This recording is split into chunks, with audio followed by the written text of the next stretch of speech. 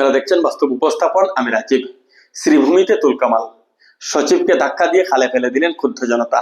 সুপ্রাকান্দি জিপিতে চরম উত্তেজনা, পঞ্চায়েত সচিবের একতরফা সিদ্ধান্ত, আর তাতেই রণক্ষেত্র শ্রীভূমি জেলার সুপ্রাকান্দি জিপি কার্যালয়।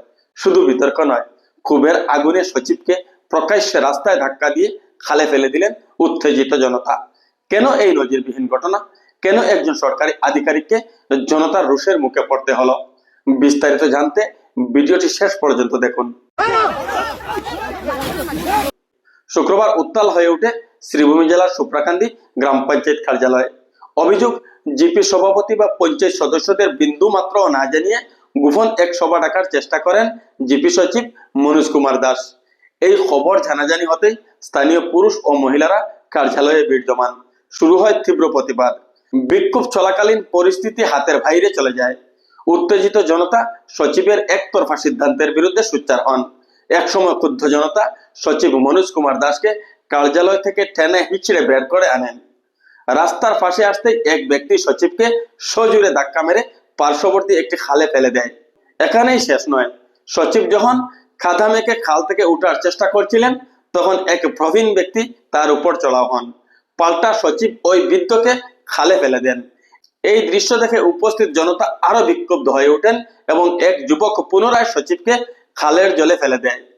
এই নজিরবিহীন ঘটনায় এলাকায় তীব্র উত্তেজনা ছড়িয়ে পড়ে। এই উত্তেজনার নেপথ্যে রয়েছে এক গভীর প্রশাসনিক নাটক। স্থানীয় সূত্রে জানা গেছে, মদের দোকান বিতর্ক। একটি মদের দোকানের নো অবজেকশন সার্টিফিকেট এনওসি দেওয়া নিয়ে আগে থেকেই জিপি সভানেত্রী কল্পনা রায়ের সাথে সচিব মনোজ দাসের বিবাদ চলছিল।